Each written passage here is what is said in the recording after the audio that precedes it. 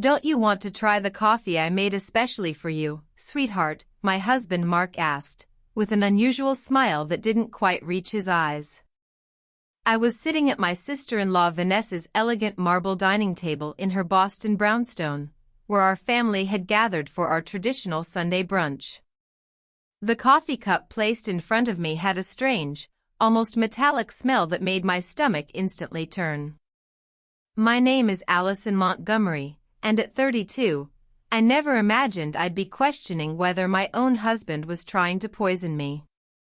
But after 4 years of marriage and a series of mysterious food poisoning incidents, I had learned to be cautious, especially around Vanessa. She had a way of creating situations that left me sick or embarrassed, always maintaining that same innocent smile that Mark was wearing now. "How thoughtful of you," I replied, forcing a smile while my mind raced frantically. The aroma wafting from the cup was unlike any coffee I'd ever smelled before. It reminded me of last month's incident when I'd ended up in the emergency room after drinking tea at Vanessa's apartment. The doctors couldn't explain my symptoms, and Vanessa had insisted she'd prepared the tea exactly the same way she made her own. Vanessa watched me intently from across the table, absently stirring her own untouched coffee. Her perfectly manicured nails tapped rhythmically against the fine china. "Mark has become quite the barista lately," she said with a subtle smirk. "He's been practicing different brewing methods just for you." The way she emphasized "for you" sent chills down my spine. I had noticed Mark spending more time at Vanessa's house recently, claiming they were planning a surprise for our upcoming anniversary. But something felt deeply wrong, the whispered conversations that abruptly stopped when I entered a room, the strange text messages I'd glimpsed on his phone, and now this coffee with its peculiar scent. I lifted the cup, pretending to take a sip while studying their expressions closely. Mark and Vanessa exchanged a quick glance that confirmed my worst suspicions. Making a show of checking my phone, I stood up abruptly. "Oh, would you look at that? I need to make a quick call for work. Vanessa, would you mind if I use your study?" As I walked past Vanessa's place setting, I deliberately stumbled, quickly switching our coffee cups in the confusion of steadying myself. "I'm so sorry," I exclaimed, straightening up. "I'm such a klutz sometimes." Vanessa waved off my apology with a tight smile. "Just try not to break anything in the study. Those are first edition books on the shelves." I nodded and hurried away, my heart pounding against my ribs. Through the study's doorway, I could still see them at the table. Now I just had to wait and watch. From my vantage point, I observed Vanessa lift the coffee cup to her perfectly painted lips, and my stomach clenched with anxiety. Part of me wanted to stop her, to warn her, but I needed to know the truth. I'd spent too many nights in emergency rooms, too many hours doubled over in pain, always after sharing meals with them. It wasn't always like this. When I first met Mark at a charity gala in Manhattan 5 years ago, he was charming and attentive. A successful investment banker with a quick wit and disarming smile, he swept me off my feet with his thoughtfulness and intelligence. Vanessa had seemed welcoming too, inviting me to family gatherings and offering to help plan our wedding at the exclusive Hamptons venue she'd secured for us. But looking back, I should have noticed the red flags, the way she would accidentally spill red wine on my white dress at important events, or how my food always seemed to have extra seasoning when she helped cook. The incidents started small, an upset stomach here, a mild allergic reaction there. Mark always had an excuse ready, maybe it was something you ate earlier or you must be coming down with something. But the pattern was becoming unmistakably clear. The worst incident was 2 months ago, when I ended up hospitalized after eating breakfast at their house. The doctors found traces of something unusual in my system but couldn't identify it specifically. Mark convinced everyone I must have taken some expired medication, and his concerned husband act was flawless. His medical background, he'd completed 2 years of medical school before switching to finance, made his explanations sound credible to everyone but me. I gripped the door frame, watching as Vanessa took another sip of the coffee. Mark was typing on his iPhone, seemingly unconcerned. My own untouched cup sat cold on the table where I'd left it, the metallic smell still lingering in my nostrils, making me shudder involuntarily. A slight tremor in Vanessa's hand caught my attention.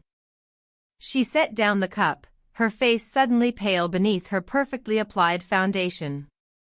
"Mark," she said, her voice shaking. "Something's wrong." Mark looked up from his phone, his expression changing from confusion to horror as he realized which cup she was drinking from. He jumped up, knocking over his chair with a loud clatter. "Vanessa, what's happening?" Vanessa's hands were trembling violently now. I feel." She tried to stand but stumbled, grabbing the edge of the table for support, knocking over a crystal salt shaker. "Mark, what did you put in that coffee?" I stepped out of the study, my phone already recording, the camera aimed directly at them. Mark was beside Vanessa now, his face ashen. "That wasn't supposed to be your cup," he whispered, but in the silence of the dining room, his words carried clearly to where I stood. Vanessa's eyes widened with realization and fear. "Call an ambulance," she gasped, sliding to the floor, her designer outfit crumpling beneath her. "Please, I can't." I dialed 911 immediately, my hands remarkably steady despite the chaos unfolding before me. Vanessa was on the floor now, her body racked with violent tremors. Mark knelt beside her, panic written across his face as he realized their plan had backfired spectacularly. "Emergency services?" "Yes, we need an ambulance at 247, Beacon Street in Back Bay," I said clearly, keeping my phone recording with my other hand. "My sister-in-law appears to be having a severe reaction to something in her coffee. She's conscious but experiencing tremors." As I spoke to the dispatcher, Vanessa's eyes locked onto mine. The usual cold calculation in her gaze was replaced by raw fear. "Allison," she gasped, "you switched, you knew." "Ma'am, the ambulance is on its way," the dispatcher assured me. "Please stay on the line." Mark was growing more frantic by the second. "Vanessa, what's happening?" "That wasn't supposed to. I mean, it wasn't meant for." "Shut up, Mark." Vanessa snapped through gritted teeth, her anger momentarily overcoming her distress. "This is all your fault. You said it would just make her sick enough to miss the Richardson presentation next week. You promised it wouldn't be traced." My blood ran cold. The Richardson presentation, where I was scheduled to present my proposal for a $50 million client account, the same account Vanessa had been trying to land for months at our competing financial firms. Everything started clicking into place. "The tea last month," I said, my voice surprisingly steady. "And the breakfast incident 2 months ago. Those weren't accidents, were they?" Vanessa's face contorted with another wave of pain. "The tea, that was supposed to keep you home during the Westfield contract presentation. But you went anyway." She clutched her stomach, doubling over. "Mark said, he said we just needed to discredit you, make clients think you were unreliable." The sound of sirens filled the air outside the brownstone. Mark stood up, backing away from both of us. "Vanessa, stop talking. You don't know what you're saying." "I know exactly what I'm saying," Vanessa spat, her words slurring slightly. "We've been planning this for months, ever since Allison started outperforming me at every client meeting. You were supposed to make sure she drank it today." The paramedics burst through the front door, and I quickly stepped aside to let them work. As they loaded Vanessa onto a stretcher, I stopped recording and sent the video to my private email account, then forwarded a copy to my attorney, Rachel Goldstein. Mark stood frozen, watching as his carefully constructed plan crumbled around him. "I'll ride with her to the hospital," I told the paramedics, my voice firm. "After all, I need to make sure my sister-in-law gets the proper treatment."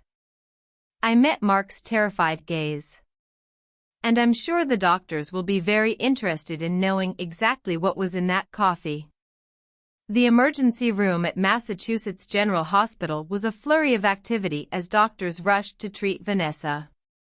I sat in the waiting room, my phone clutched in my hand, replaying the recording of Vanessa's confession, the tremors in her voice, the panic in her eyes. It was all the evidence I needed to prove this wasn't just paranoia on my part. "Family of Vanessa Montgomery," a nurse called out. I stood up, noting Mark's conspicuous absence. He'd mumbled something about parking the car 20 minutes ago and hadn't returned. "I'm her sister-in-law," I said, following the nurse through the double doors. "How is she?"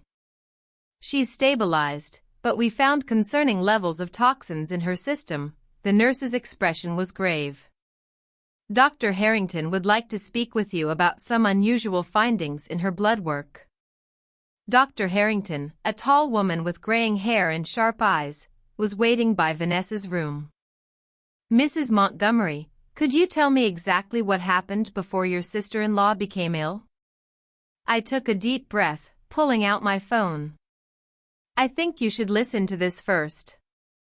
I played the recording from brunch, watching the doctor's expression change from professional concern to alarm. "This is very serious," she said, making notes on her tablet. "The substance we found isn't something that accidentally ends up in coffee. We're looking at deliberate contamination." Just then, Mark appeared at the end of the hallway, his face pale and sweaty. He'd clearly overheard the doctor's words. "Allison," he started, taking a step toward me. "Let me explain." "Stay back," Dr. Harrington warned, pressing the nurse's call button. "Security to room 412, please." Mark raised his hands in surrender. "This is all a misunderstanding." Vanessa was confused. She didn't know what she was saying. "Really?" I pulled up the texts I'd discovered on his phone last week, the ones I'd secretly forwarded to myself. "So these messages between you and Vanessa about making sure I'm out of commission before the Richardson presentation were just friendly conversation?" His face drained of color. "You went through my phone? After I found the strange vials in your desk drawer?" "Yes, I did." I turned to Dr. Harrington. "Doctor, I've been hospitalized 3 times in the past 6 months with unexplained symptoms. I'd like to know if they match what you found in Vanessa's system today." The doctor's eyes narrowed. "We'll need to run some tests to compare. Security will make sure your husband remains available for questioning." 2 security guards appeared, positioning themselves on either side of Mark. He looked trapped, his carefully constructed facade crumbling. "Vanessa and I," he stammered, "we were just trying to help you slow down. You were working too hard, taking all the big clients. Vanessa said if we could just make you take some time off, by poisoning me." My voice was steady even as my hands shook with rage. "How long have you been doing this? Was it you who tampered with my food at the Christmas party too?" Mark's silence was all the answer I needed. Behind him, I could see into Vanessa's room, where she lay connected to various monitors. Her earlier bravado was gone, replaced by the fear of someone who knew their schemes had finally caught up with them. "Detective Miller is on her way," Dr. Harrington said quietly. "She'll want to take statements from everyone involved." I nodded, feeling a strange sense of calm wash over me. The truth was finally coming out, and there was no going back. Detective Miller arrived within the hour, her presence commanding attention in the sterile hospital corridor. She was a seasoned investigator who specialized in domestic abuse cases, and she listened intently as I played the recording from brunch and showed her the text messages. "Mrs. Montgomery," she said, reviewing her notes, "you mentioned previous hospitalizations. Can you tell me more about those incidents?" I pulled out my phone again, opening a document I'd been meticulously maintaining for months. The first time was in February, after a dinner at Vanessa's house. I had severe stomach pains and dizziness. The second was in April, the tea incident. And then in June, after breakfast with them. My voice remained steady as I continued. Each time, the symptoms were similar but just different enough that the doctors couldn't pinpoint a cause. The detective's eyes narrowed as she looked at my detailed log of dates, symptoms, and circumstances.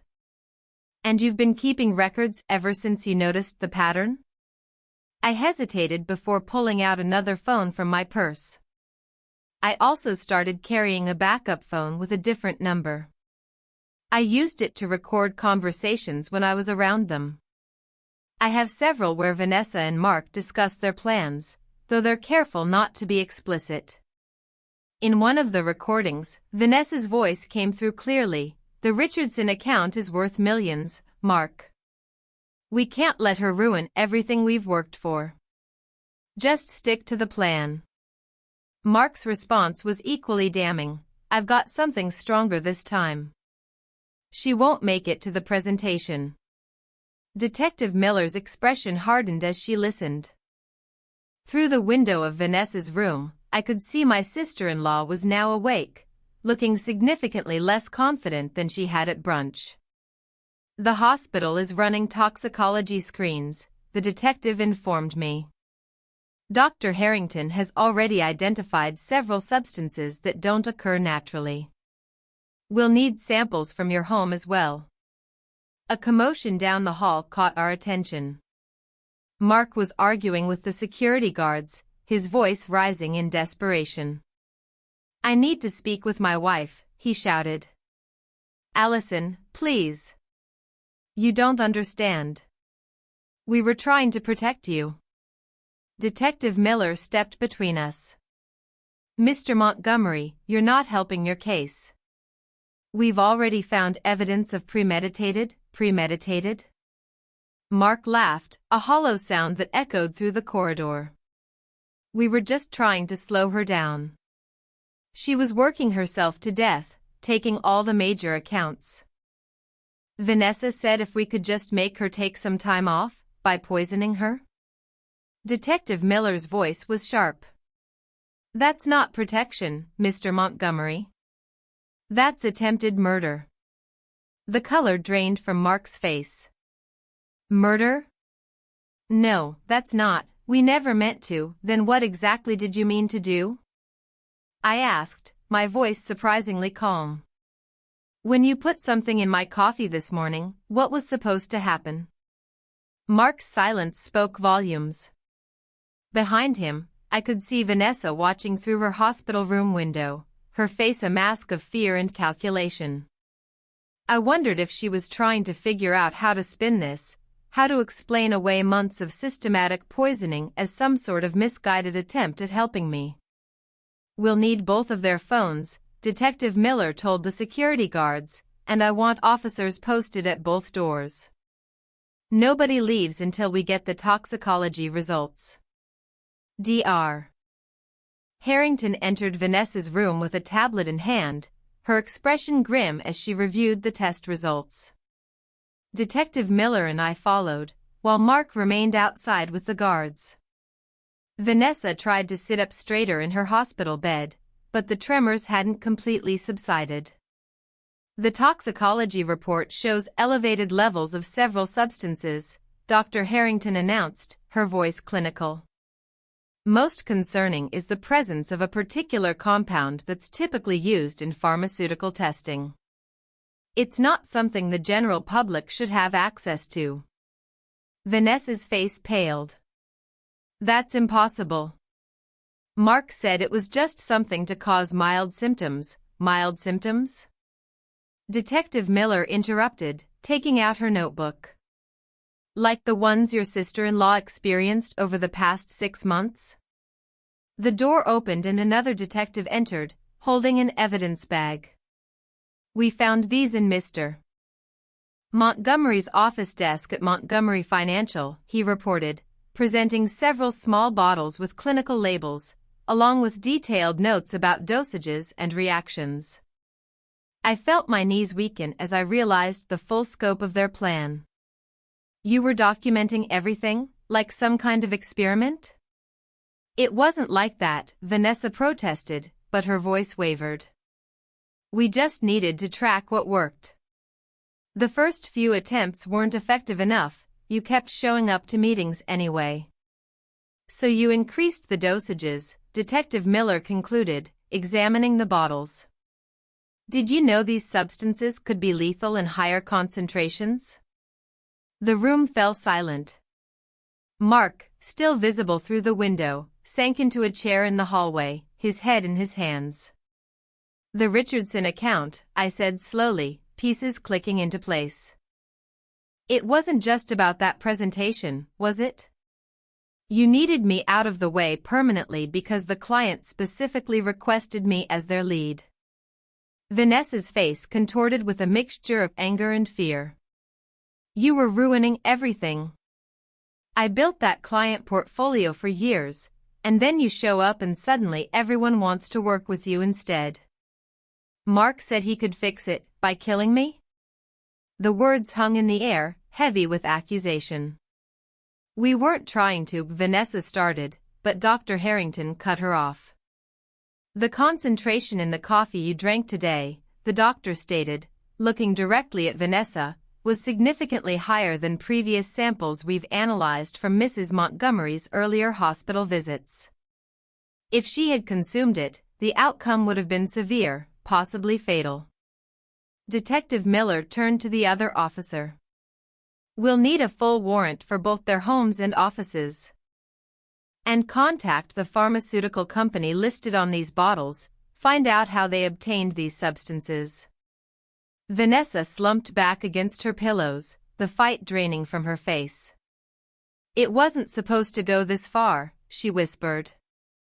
Mark kept saying we just needed one more try. I stepped closer to her bed, my voice steady despite the trembling in my hands. Every time I got sick, every meeting I missed, every client I lost, you were both there, watching, taking notes on how your poison was affecting me. What kind of people does that make you? The silence that followed was deafening. Outside, I could hear Mark being read his rights as additional officers arrived. Vanessa stared at her hands, unable to meet my gaze. Detective, I said, turning away from my sister-in-law, I'm ready to make my formal statement now. The trial lasted 4 weeks, but it felt like years. I sat in the courtroom each day, watching as the prosecution methodically laid out their case against Mark and Vanessa. The evidence was overwhelming, the bottles from Mark's office, their detailed notes on each poisoning attempt, the recorded conversations and text messages discussing their plans. What struck me most was their demeanor throughout the proceedings. Vanessa, usually so polished and confident, looked small in her defendant's chair. Mark couldn't even look at me, keeping his eyes fixed on the floor as expert witnesses detailed the potentially lethal effects of the substances they'd been using. Dr. Harrington's testimony was particularly damning. She presented a comprehensive analysis showing how they had gradually increased the dosages over time, demonstrating clear intent to cause serious harm. The pharmaceutical company representative confirmed that Mark had stolen the compounds through his college roommate who worked in their research department. The defendants showed a calculated pattern of behavior, the prosecutor argued in her closing statement. This wasn't just corporate sabotage. It was a systematic attempt to harm Mrs. Montgomery, with a clear escalation that could have resulted in death. When the verdict was finally read, I felt no joy, only relief. Both Mark and Vanessa were found guilty on multiple counts, including attempted murder and conspiracy. The judge's words echoed through the silent courtroom. The premeditated nature of these actions, carried out against a family member over an extended period, demands the maximum sentence. I watched as they were led away in handcuffs, thinking about how greed and jealousy had twisted two people I once trusted into something unrecognizable. Their business, their reputations, their freedom, all sacrificed in an attempt to destroy me. 18 months after the trial, I stood at the podium of the New York Financial Summit, preparing to give the keynote speech. The irony wasn't lost on me. This was exactly the kind of opportunity Vanessa had tried to prevent me from achieving. The Richardson account, which she and Mark had been so desperate to steal, had led to several more major clients, establishing me as one of the top financial advisors in the Northeast. Success isn't just about talent or hard work, I began, looking out at the sea of faces. It's about integrity, about building genuine relationships based on trust. I paused, letting my words sink in.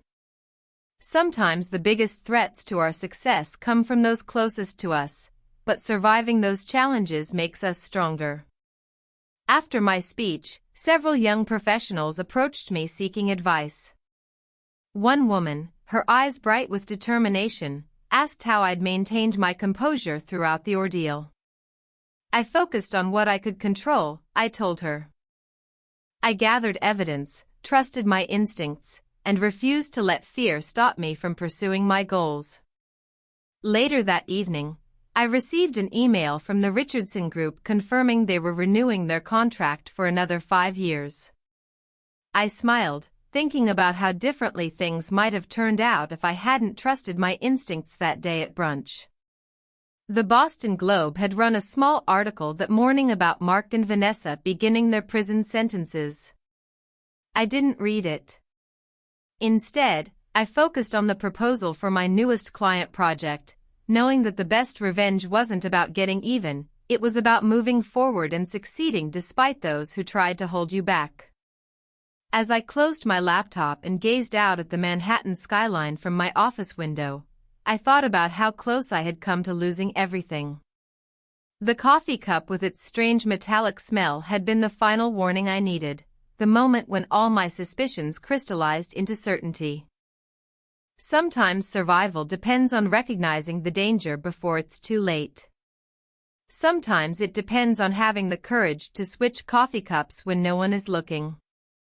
And sometimes, it depends on watching carefully to see what happens next.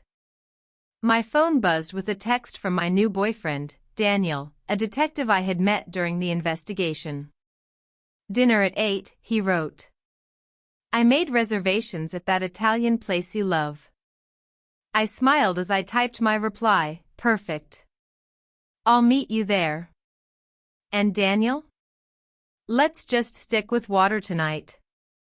Some habits are hard to break. Some lessons stay with you forever. And some coffee cups are better left untouched."